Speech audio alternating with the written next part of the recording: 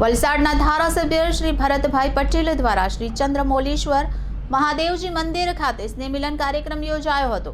ધારાસભ્ય ભરતભાઈ પટેલ દ્વારા ચંદ્રમૌલીશ્વર મહાદેવજી મંદિર ખાતે આ કાર્યક્રમ યોજવામાં આવ્યો હતો, જેમાં મુખ્ય મહેમાન તરીકે લોકસભાના દંડક વલસાડ ડાંગના સંસદ સભ્ય ધવલભાઈ પટેલ હાજર રહ્યા હતા।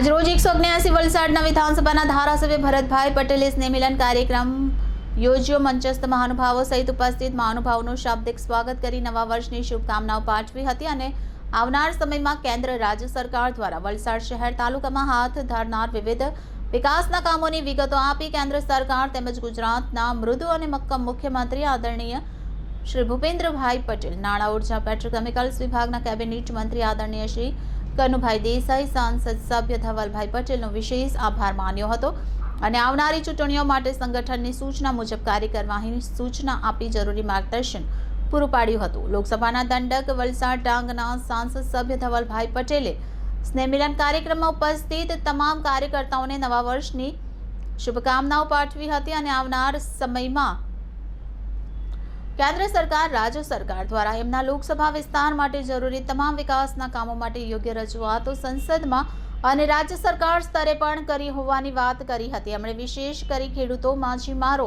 અને રેલવેના લોક જરૂરી પ્રશ્નોને વાચ આપી હોવાનું ઉમેર્યું હતું। આ સાથે જ સાંસદ શ્રી તમામ કાર્યકર્તા માટે હર હંમેશ એમની પડકે ઊભા રહેવાની ખાતરી આપી હતી। જિલ્લા ભારતીય જનતા પાર્ટીના પ્રમુખ હેમંતભાઈ કંસારા દ્વારા ઉપસ્થિત લોકોને નવા વર્ષની શુભકામના પાઠવી હતી। લોકસભામાં તમામ વિધાનસભા દ્વારા કરવામાં આવેલ કામગીરીને બિરદાવી હતી અને સંગઠનની સૂચના મુજબ સદસ્યતા અભિયાન માટે કાર્યકર્તાઓની કામગીરીને પ્રોત્સાહિત કર્યા હતા। દેશના યશસ્વી વડાપ્રધાન આદરણીય નરેન્દ્રભાઈ મોદીજીના નેતૃત્વમાં કાર્યરત કેન્દ્ર સરકાર અને ગુજરાતના મૃદુ અને મક્કમ મુખ્યમંત્રી આદરણીય ભૂપેન્દ્રભાઈ પટેલના નેતૃત્વમાં કાર્યરત ગુજરાત સરકારની વિવિધ વિકાસના કાર્યની વાત કરી હતી અને આવનાર સંગઠન પર્વ નિમિત્તે તમામને શુભકામનાઓ પાઠવી હતી।